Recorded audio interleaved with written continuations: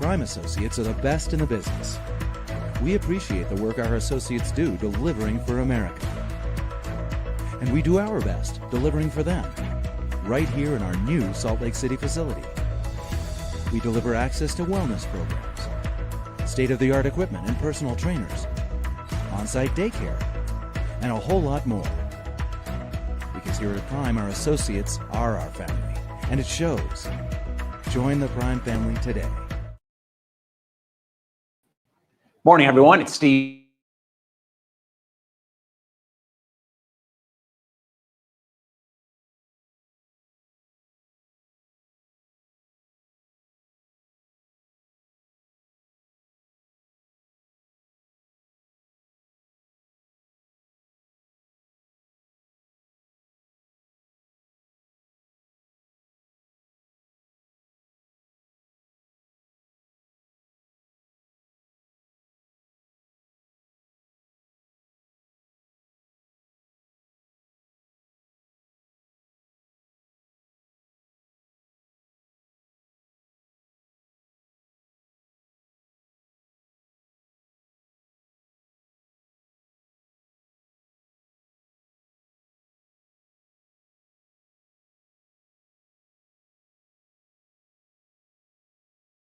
As an industry, trucking is safe, and Prime is very safe. So I don't think we can say that enough.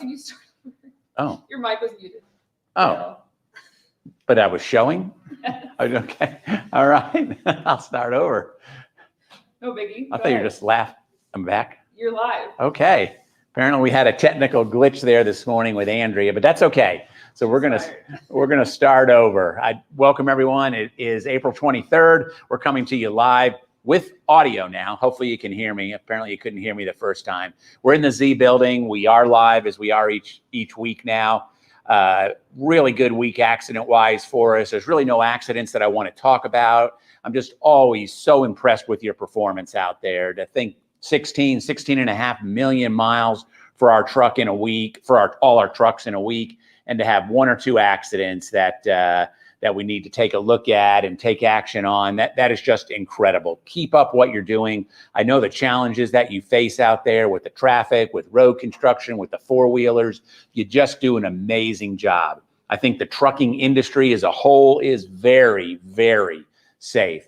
Prime, unbelievable how safe we are out there. And it's just a testament to everything that you do out there. And we're proud of each and every one of our operators. We realize that COVID has presented some challenges for us.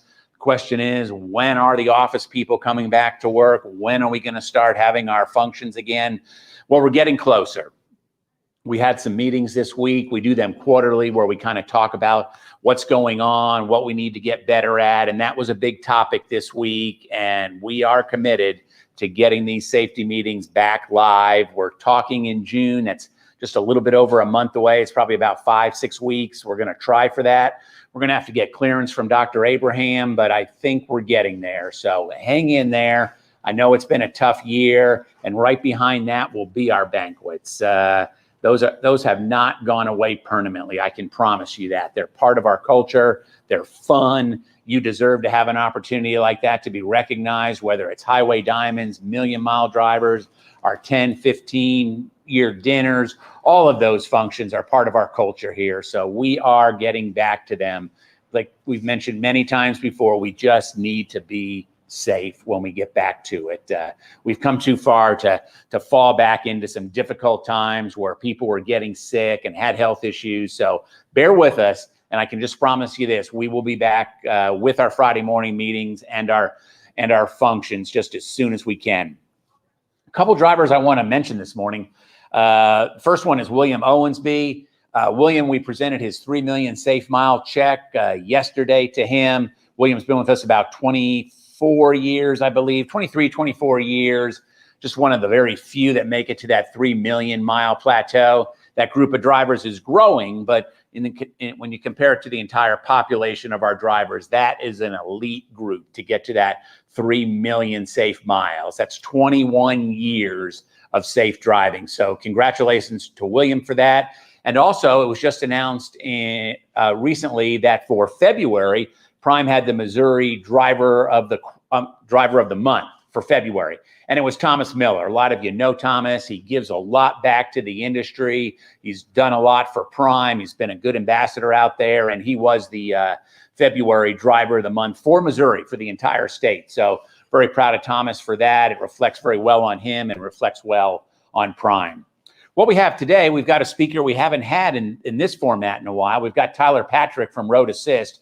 Tyler's very knowledgeable in a lot of areas. Start thinking of your questions. Let's not let him off too easy. Let's get some questions for him that Andrea will bring to his attention. So we're going to have Tyler. We're going to take a look at the operations, all three divisions, hopefully, and then probably close out with Robert and Steve, assuming their schedule allows them to get down here.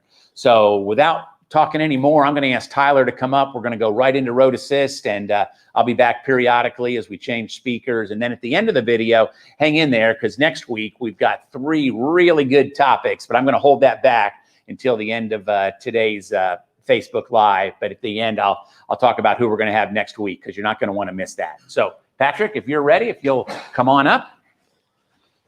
Good morning, everybody. Happy Friday. My name's Tyler Patrick. I'm from the Road Assist department. Real quick, let's cover some things, and then we'll jump right into some questions at the end of my segment here. So first thing I want to talk about is just making sure everybody's safe right now. We're coming into the summer months. A lot more traffic's going to be on the road, kids out of school, things of that nature. So just keep an eye out for those scenarios. Also, let's make sure that we as drivers are prepared for the summer. There's a lot of new challenges that come during those summer months. So being a heavily dedicated reefer fleet, we've got a lot of reefer issues that come in the summer months. So trying to keep, an ice cream load at -10 may be presenting more of a challenge than what it did through the winter months. So ultimately, the biggest focus we want to take is making sure that we're pre-tripping our equipment properly.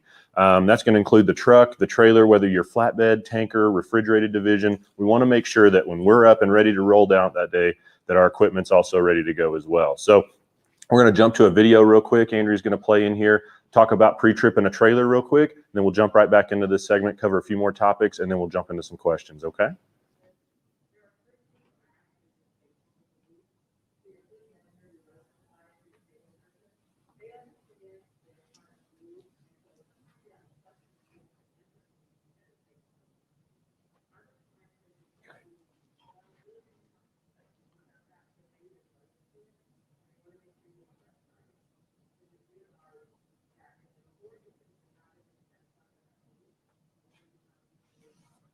The reefer. That takes about 10 to 15 minutes. That's going to give us a good amount of time to go through the...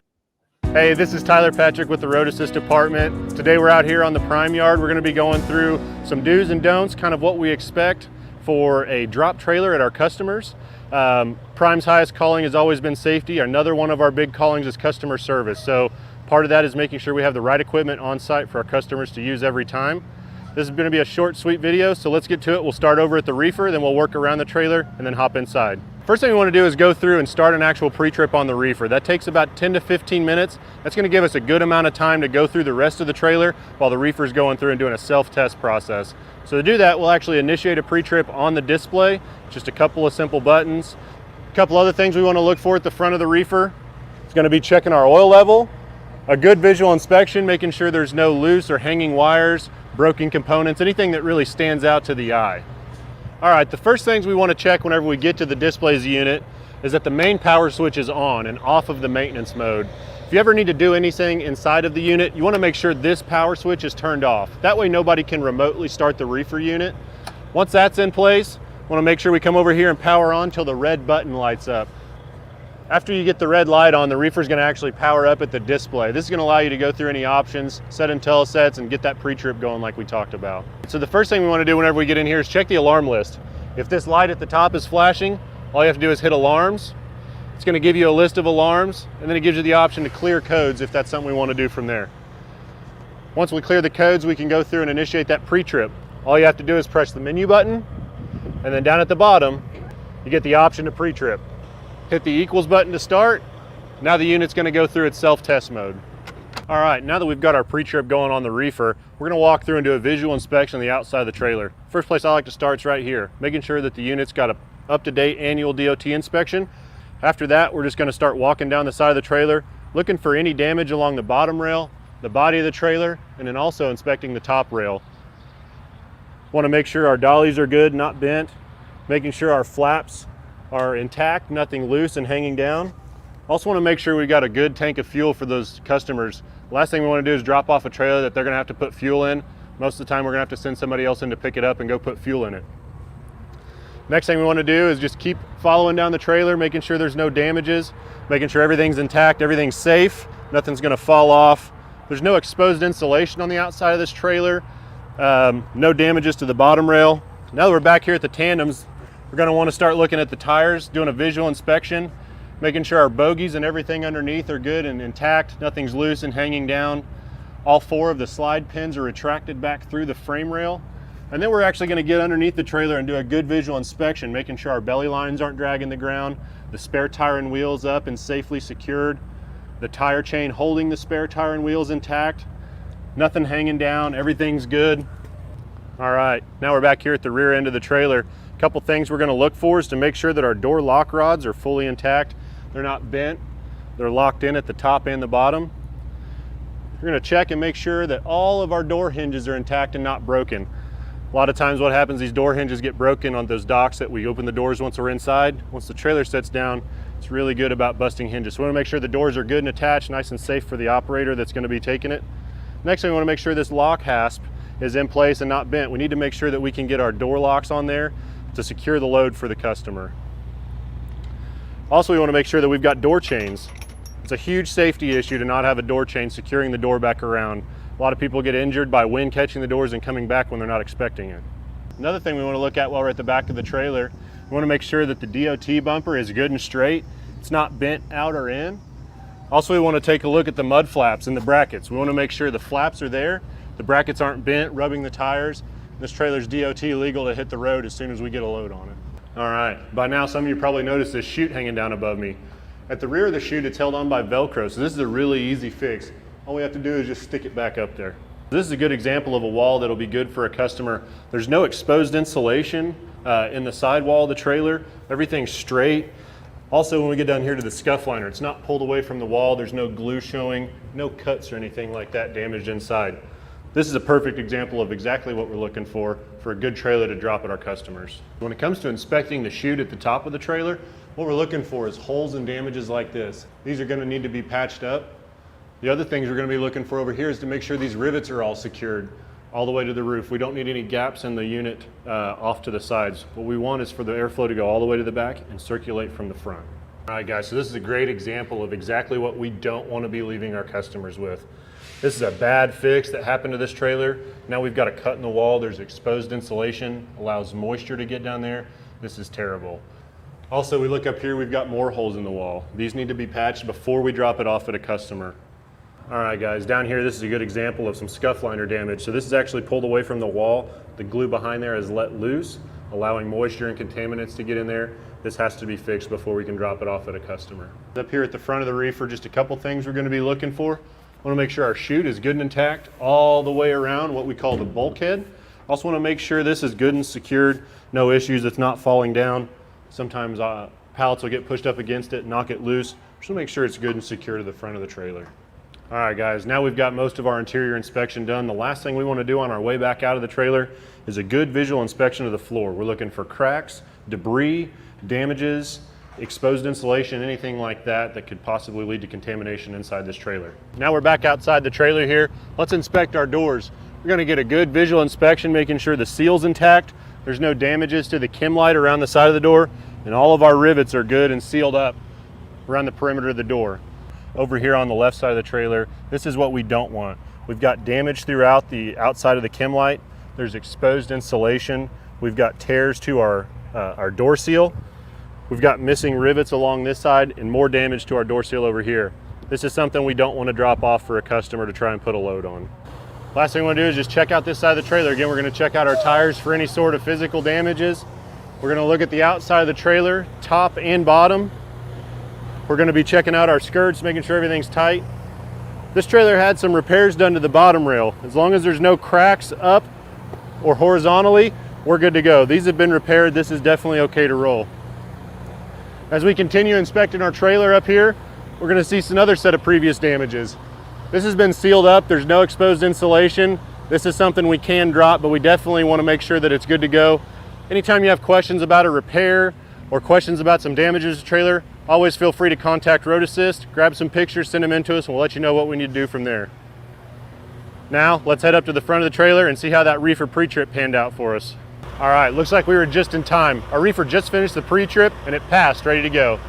Once the pre-trip completes, it's either going to give you a pass or fail. If it fails, it gives you a series of faults that it may have obtained during its pre-trip cycle. That doesn't necessarily mean that the unit's not ready to load. So if you get a failed pre-trip, get in contact with your maintenance advisor and Road Assist to find out whether this trailer can be used or if we need to take it in and get repairs. Guys, I appreciate you stopping and checking out this video. Not only does dropping a trailer that's good and ready for our customers help our customer service points, it also helps you and the next driver behind you. The last thing we want to be doing is leaving something for somebody else to repair, and everybody likes going to pick up a trailer that's good and ready to hit the road and generate some revenue. You guys stay safe out there. We'll see you next time. All right, so there you got it. One of the big focuses I want to take away from that is anytime you guys have questions or concerns with a piece of equipment you're picking up, or maybe your truck, by all means, feel free to reach out to your Road Assist advisor so we can help direct you, either setting that up accordingly for a shop to be repaired, or maybe even walking you through taking care of those repairs yourself and then helping you out with a little bit of a little cash money on the end for doing those trailer repairs. Anyways, guys, like I said earlier in this section, summertime's coming up. We want to make sure that we are prepared for summertime as well. Some things that I want to make sure everybody's got on the truck before we get into these summer months is jumper cables. The heat is crucial to these batteries on the trucks and the trailer. So having a set of jumper cables allows you to either borrow somebody else's truck to jump your truck or trailer, or maybe even use your truck or trailer to jump the other piece of equipment. Some other things we want to keep on the truck is a good set, like a case of bottled water. Not only is that for you to have, you know, flatbeds being out in the heat and such like that, we want to make sure that you're taking care of and staying hydrated out doing these pre-trips and things of that nature. You can also use it if you don't have coolant, though. That's a good emergency situation. If you're on the side of the road, spring a leak, we can use that water to get to a service point to get those repairs done. Another thing we need to keep on the truck is oil. During the summer months, we build excessive heat. Having oil to top off and check during your pre-trips is going to be crucial as well. Some questions. Okay, go ahead. All right, I had a windshield replaced last week and got another rock chip in it that can't be repaired. Is there a warranty that I can get another replacement? As far as physical damage, typically, no, there's not going to be a manufacturer's warranty in place to cover those. And unfortunately, they don't usually meet the cost of the deductible for an insurance claim. Had it have been a workmanship issue, we could definitely look into something like that. But as far as physical damage to the windshield, that's not really something that a warranty is going to carry. But however, you know, double check and make sure that it is not repairable, because that would be a much cheaper option, would be repairing the windshield versus replacing it. All right, another question is, with the warranty on the Freightliner mirrors, are they automatically replacing all of the mirrors or only if you discover a loose one? That I'm not sure of. I'll get your information from Andrea and I'll definitely look into that. Hopefully maybe we can get an answer next week for that in the segment next week. All right, Evan asked, what things will Prime pay us for to fix on the trailers ourselves? So really, yeah, that's a great question. And that's something that not a lot of people are familiar with. And we definitely try and push that out there. So any repairs you do to a trailer, whether that's cleaning a fuel screen, jumping a trailer, replacing a light, fixing, you know, some exposed insulation with, you know, silicone or something of that nature, we would much rather put that money back into the pockets of our operators than to pay it to an outside shop. So what we ask you to do is reach out to Road Assist first and say, hey, I've got this light that's hanging off of the trailer. I'm more than happy to stop and fix it. I've got some tools. Here's some pictures before. Here's some pictures after. Not only are we going to pay you for the parts, but we'll also pay you for your labors as well. So really, I'm not going to limit you to say that there's one repair that we're not going to pay you to take care of. Just confirm that with your Road Assist person. We'd be more than happy to work with you on those. When is necessary to use override codes on the trailer? Override codes that's definitely something, again, you're going to want to touch base with your Road Assist person on. Every situation is going to be different and every load's different. So we definitely need to look at that specific scenario before we can make a decision. So like always, shoot in a message to Road Assist so we can help you guys come up to a resolution on these issues. Is there insulation tape we can use to do temporary fixes on trailer? As far as exposed insulation, tape really is not the answer. Unfortunately, with the food safety acts and stuff that we deal with today, these really need to be repaired by a facility and a complete repair done.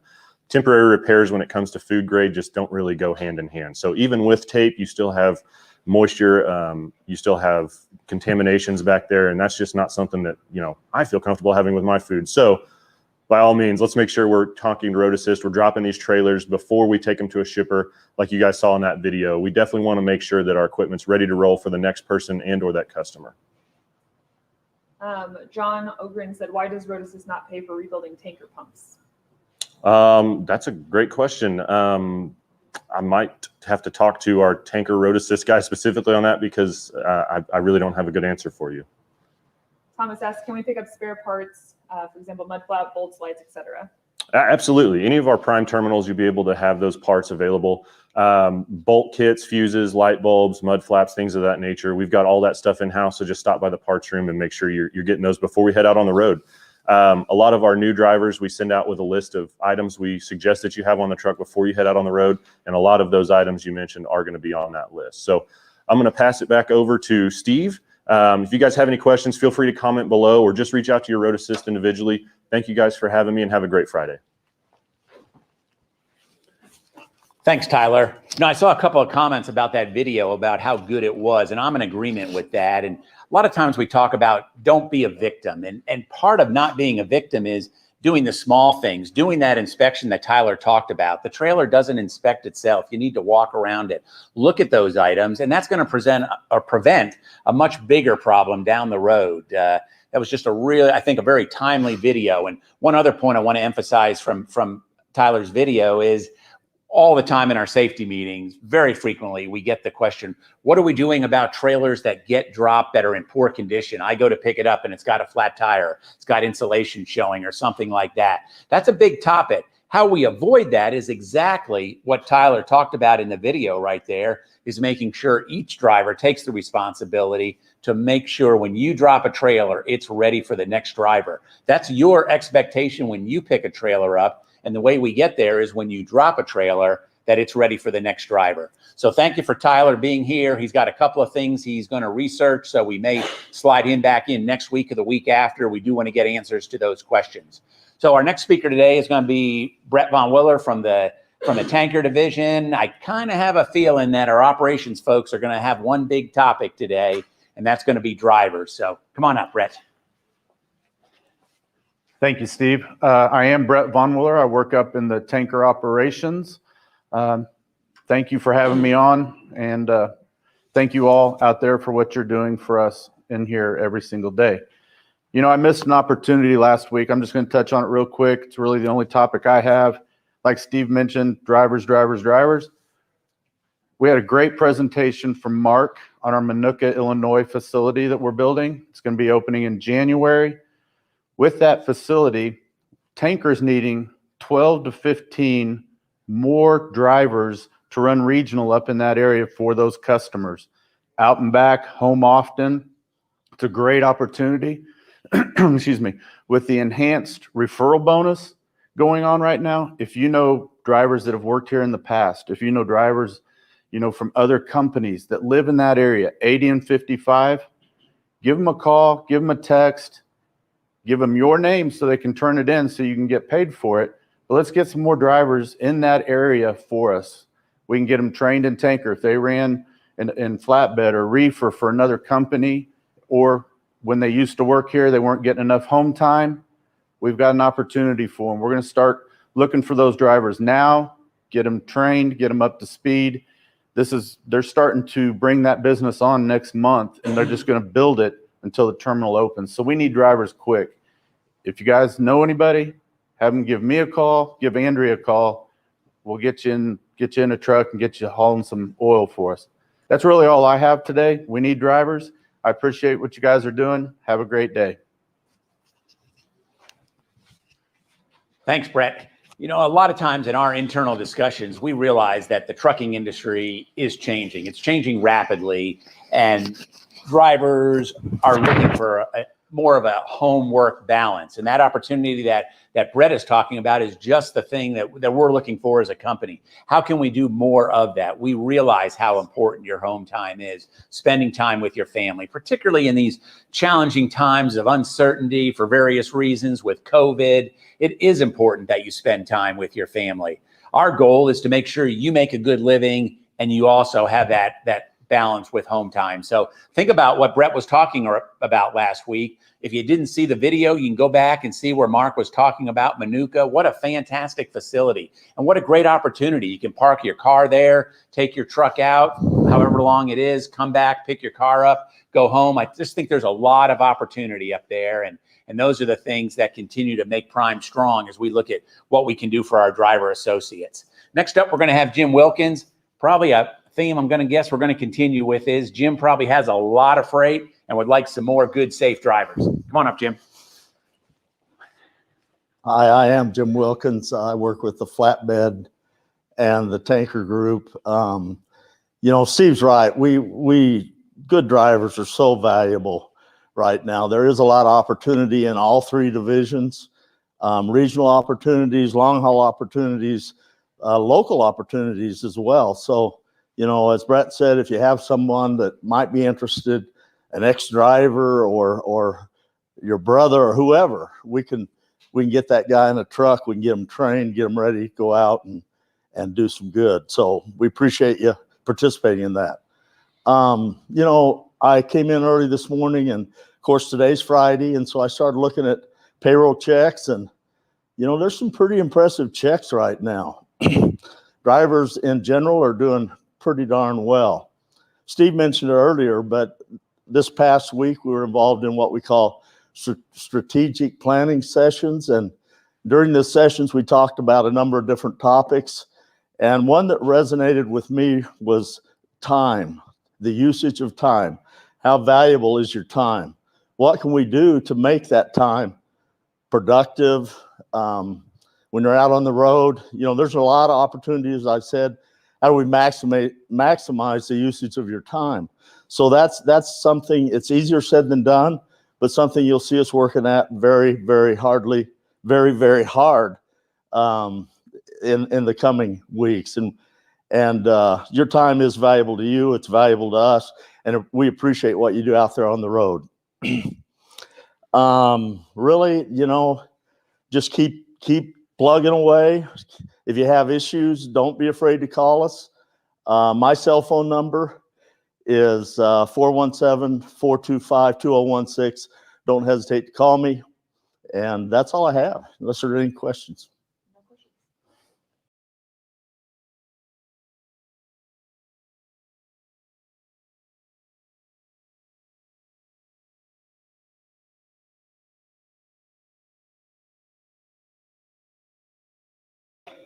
I want to circle back again to something that Tyler Patrick said, and Jim just kind of reinforced that, calling when you have an issue. You've got a whole team here that is really no responsibility, no function other than supporting our driver associates. I talk to my folks, and I have to remind them, we're not making any money for the company in safety, in the log department, in citations.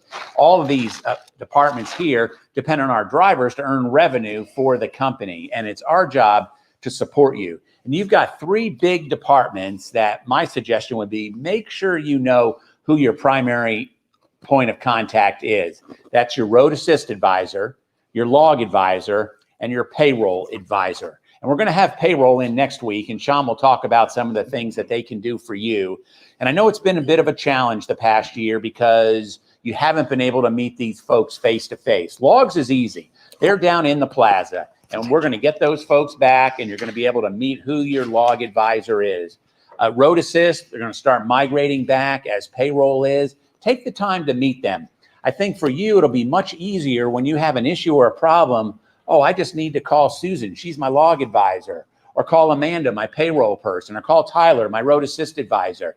Just develop that relationship with them. Trust me, they want you to succeed out there, and they'll do whatever they can to make sure that happens. So meet these folks that are here to support you. Going to ask Jim Guthrie to come up next. We've heard from Tanker. We've heard from Flatbed. Now let's hear from our biggest division, Reefer, and we'll see what this week is bringing. Jim? Hey, good morning, everybody. Jim Guthrie in the refrigerated operations. Just wanted to talk about our referral program again. Again, as we've talked about the last several weeks, freight demand is just super over the top, and our customers are really, really asking us for lots of help that we can't give them. because we need good drivers. So, we've got a great referral program.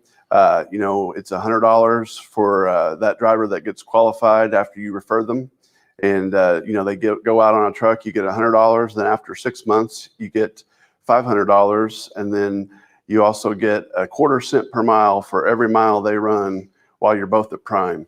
So in addition to that, right now we've got a bonus program of an additional $500 after 30 days that driver stays here that you refer. So I just encourage all of you to find those folks. If there's somebody, at home, not working, friends, family that would make a good quality driver out here to help our customers and help us gain additional market share.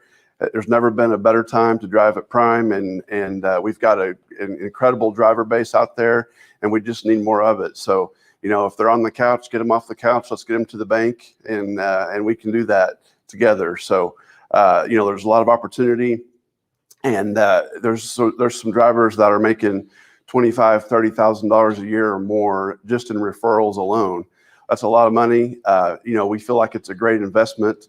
If you're referring good drivers to us, it's a great investment for us to pay that money to you, and we really appreciate those referrals. So our freight demand is still really hot.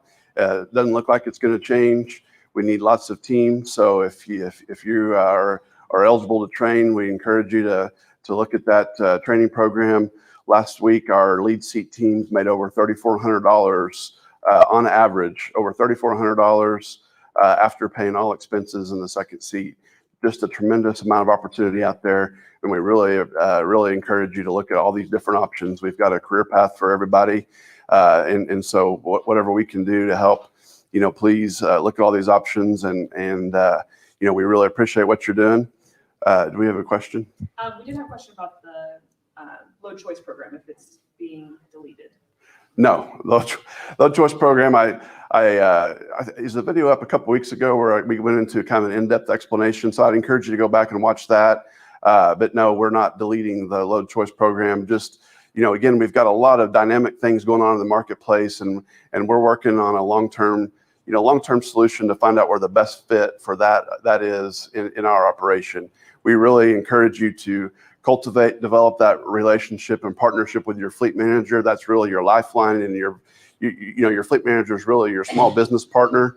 So really encourage you to work on that relationship and strengthen that partnership, because your fleet manager has a ton of information at their fingertips and really can help you make the very best decisions. We have a question. Is there a Midwestern Regional Reefer Division? There is a Midwestern Regional Reefer Division. There's openings. If you're interested in that, talk to your fleet manager. Absolutely. We have 4 regional divisions. We have the Southeast Regional, we have the Northeast Regional, we have the Western Regional, and we have the Midwest Regional. And so, yeah, we really like those divisions. There's a lot of opportunity to grow and handle additional freight in those areas. And if you live in those areas, it helps you, get through the house more frequently. So absolutely, we would encourage anybody who's interested to talk to your fleet manager about those regional divisions. Okay, so everybody have a good weekend. Really appreciate all you're doing out there. You're definitely the best drivers in the industry. We're the best refrigerated company in the industry, and our customers really depend on us, and you all make it happen every day. We really appreciate it. Everybody, please be safe. Thank you. I think a lot of good comments from all 3 of our operational divisions, and 2021, in my opinion, is going to be a fantastic year. The freight, we don't need to worry about the freight. The freight is there. There's more than I think the entire trucking industry can handle on a day-to-day basis. What our goal is here at Prime is to build on what we have, to continue to grow the company. We've talked about in the past the importance of growth, allows our sales folks better opportunity to negotiate with the shippers. It impacts rates. It impacts the lanes that we get. So this growth is important. We're working very hard to keep our turnover as low as possible, and at the same time, grow the fleet. So I'll kind of echo what Jim said, Jim and Brett, all 3 said. We need more safe drivers. We bumped up that referral bonus. We love referrals. We also love rehires. If you were at Prime and you left for whatever reason, maybe we can get you back. Maybe what the issue was, you've resolved it, or we've changed. I don't know, but we love rehires. All we ask is we want drivers that are going to be safe and they're going to take care of our customers out there. You are the face of Prime out there every day, bumping those docks, seeing our customers. And I've said it before, I'll say it forever. We are super proud of what you do out there. Now we're just asking for everyone, how can we continue to grow Prime? And that's what our goal is for 2021. So I'll be back at the very end of the video because I did promise you I'll talk about who we're going to have next week. But next I'm going to ask Robert Lowe, our founder and president, and Steve Wutke, our vice president of sales and marketing, to kind of update us on what's going on industry-wide. And if you get those questions in, we'll get questions for both of them. Gentlemen. Thank you, Steve. Hey, good morning, everybody. If you were hearing that clicking sound a little while ago while Steve was presenting, that was me. That was Robert. I was fumbling with my microphone, but I got it hooked up now. Oh, wow. Can you split a little space there? Pardon? I kind of want to get in here. Split might take my half right out of the middle. Yeah, I mean, I know you got more good things to say than I do, but good morning to everyone. It's nice to see you again. And we've had a big week in trucking at Prime Inc. We sure have. It's been a busy week. Wow. We have been rocking and rolling around here. Dealing with, our freight demand is just an incredible task. It takes a lot of communication with customers, mainly explaining why we can't give them more capacity. Well, we're working on that. You've heard, a lot of remarks this morning about driver recruiting and incentives for referrals and those kinds of things. All very key strategies for us to grow our fleet. Yes, we do want to capture this business that's out there for the reasons that Steve Field has outlined. I thought he was just a safety guy. I think he could do marketing too. He's right on, because the more presence we have with the shipping public, the more strength we have in negotiations, the better contracts, the better provisions we have. We have some deficient contracts out there that we can work on when we have the negotiating power, and that comes with capacity and size. Capacity is a huge component of service right now. Yeah, so on the way in here this morning, I was thinking about what topics I could touch on, and one of our operators already asked, and it is about the regional marketplace. And we want to encourage you to share your desires to work in regional operations with your fleet manager.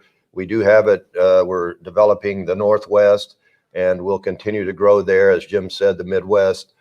We've got the Northeast region and Southeast region. So we're going to continue to overlay our network and try to, connect the dots so that we can get you all home just a little bit more often. We recognize that's a tremendous value to you all. Really, as Robert said, business is way over the top good. I would also attach a comment about trying to find more good operators like you all that are out there. We need more operators. We need more trainers to help us create new drivers as well. So if you have thought about that a little bit and you have some questions, reach out to your fleet manager and let them know you have interest in that. It's not for everyone. We recognize it's a challenge. We try to compensate you well for your time, and it's great that people choose to give back to the industry that they're part of. So we appreciate that very much. One other thing I'd mention before Robert speaks is this fuel thing. We talked about it last week, continues to move. So your improvement on fuel mileage will really help your earnings. We have terrific fuel surcharge programs with our contracts. So please look at how you're operating your vehicle, your business, and take that money and put it in your pocket rather than putting it in your fuel tank. So thank you all very much for what you do. We've been working on these regional loads. There's nothing happens automatically, and it's not easy to put these pieces together. One of the things that we've noticed that is somewhat of a problem is, a relatively short run where we're developing regional business. So we put you on a 350-mile load or a 500-mile load even on a Friday evening, and then we get up there the next day early in the morning. Okay, we're Saturday morning, we're empty. So what do we do next? Well, our operations folks are very good. They know you're coming. They're going to back you up. They're going to have a loaded trailer somewhere or a place for you to go. And I think it's fair for you to ask when you get dispatched on these moves and you know you're going to be there in 7 hours or 10 hours or whatever, is to ask your fleet manager, okay, what are we backing that up? Do we have a pre-plan for when I get empty, in Indiana on a Saturday morning? That's fair. We do not want you. It's not this company's objective to have you sitting there from Saturday morning to Monday morning to get your next load. We want to keep you rolling. We want to utilize your full 70-hour clock. And when we don't have work for you, we want to get you home. And that's the purpose. Again, the major point of developing these regional networks is to achieve that. So we're not perfect at it yet. You can help us. We work together, but let's back you up. And I think it is fair for you to ask your fleet manager, what do I do next after this? Yeah, we invest in a lot of people 24/7 here, and all of that is to create more efficiency for our operators and earnings for you all, and to cover breakdowns as well. So that's our strategy. As Robert said, we want to use every driving hour that you have. So we're going to continue to work on that and get better at it as well. In this regional thing, we don't want to neglect our long haul drivers, especially our long haul teams. Man, we love that. And if you want to get out there and just go back and forth, coast to coast, we want to do that for you. We have a lot of that freight, California, Northwest, long haul and back, and we can just keep those teams turning. We love that. So as we develop regional, we're not going to abandon our traditional long haul lanes. Yeah, since Steve really pitched our sales and our operations team, I'm going to take his place and remind you all that our highest calling is about safety. That's what we're all about here at Prime. We never want to put you in a position that you don't feel comfortable. Captain the ship still runs this place, and protect yourself. If you're protecting yourself with this COVID thing still being a part of our world, we really appreciate that. We don't need anyone getting sick. So thanks for all you do, veterans. Our veterans. Yeah, absolutely. They're special. They are, and we appreciate them very much. Andrew? A couple questions. Can you talk about plans for any additional terminals? They asked specifically about Atlanta, Georgia, and Dallas, Texas. We are looking at both those locations. We love our facilities, right? Because we think it differentiates us. I challenge any other carrier to match, our Springfield, Salt Lake, and Pittston facilities. And so those are in the works. We got to save up a few coins before we can do that, but we're looking hard at the Atlanta area. And Dallas probably come after, but we do have a lot of activity there, and there is need. We recognize it, but we're just not going to do something halfway.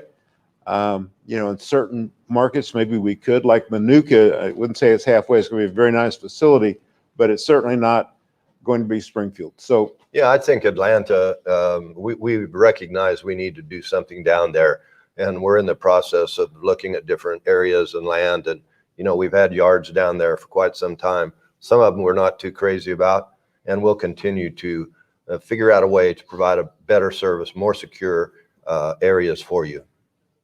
We have another question from Shannon. If we increase capacity, how will that affect rates? Well, I tell you right now, it will not impact rates at all. As far as having more capacity, it broadens our footprint. I think what it will do will give us a better opportunity to become a more dominant player in the marketplace. As we watch supply and demand, we've been moving these rates in a big way. It's when you're not hitting your committed numbers, and yet you're still moving rates based off of the marketplace and the service you all give, it tells you something. So we'll continue to press on the rate structure.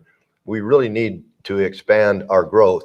One thing it will not do, adding additional capacity will not impact your earning ability at all.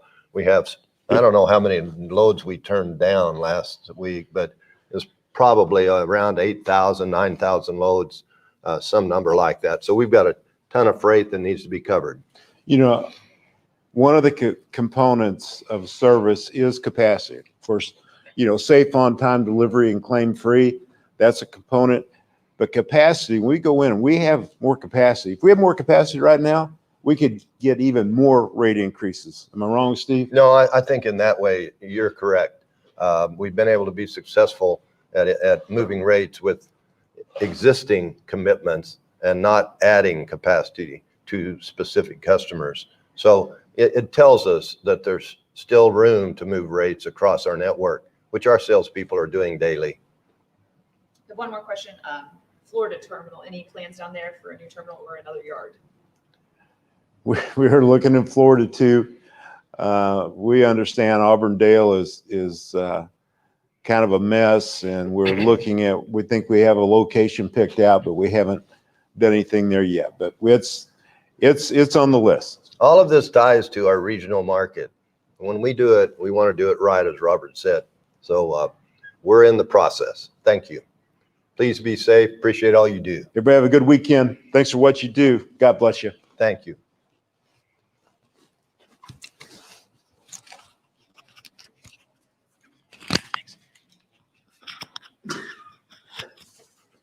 We always appreciate having Robert and Steve with their insight there.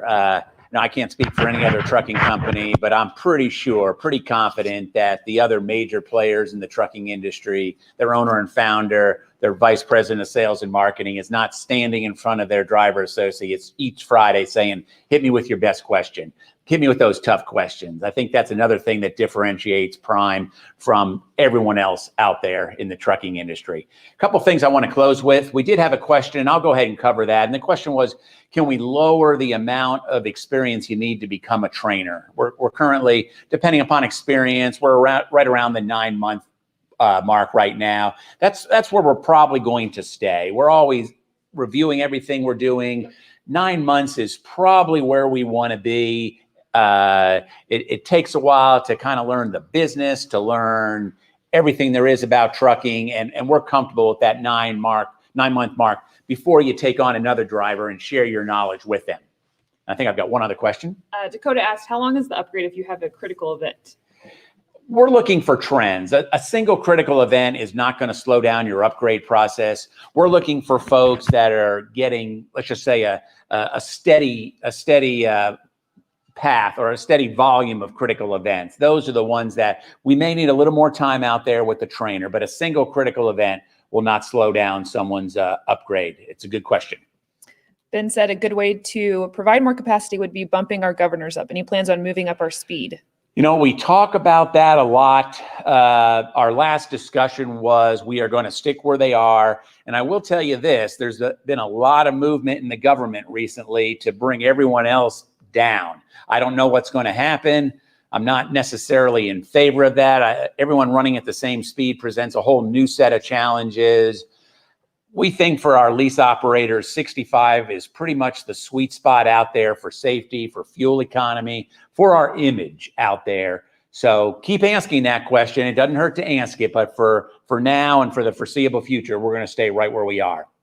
I promised you at the beginning of the video, I'd tell you who we're going to have next week. I kind of let you know we're going to have payroll next week, one of those 3 departments that really is there to support you, payroll, logs, and road assist. So we're going to have payroll next week. We're going to have one of your favorites. We're going to have Brianne next week talking about the app on your smartphone. We haven't had her in a while. That app is a game changer. We're continuously making modifications, changes to it, and a lot of that comes from your input. So bring your questions next week. And also next week, another topic that you're anxious for is our new fuel contract, what benefits you're going to get fueling at particular truck stops, how the pricing is going to work. So we're going to have Sam Messick here talking about fuel. So 3 big speakers next week. Just, I think yesterday, the day before, Andrea put a message out. We put it out through Facebook, YouTube, Instagram of what topics you want to hear. Keep sending those thoughts in. We want to know what you want to hear about because that's what we want to tailor the meetings to. It's been a good week. It's been a good week safety-wise, freight-wise, a lot of good things going on. We're far from perfect, but we're doing pretty darn good right now, and we owe it to our drivers out there. So thank you. Please be safe this weekend. If you're getting home, enjoy that time with your family. If you're out there running, please be safe, and we will see you again next Friday at 8 a.m. Central Time. Thank you.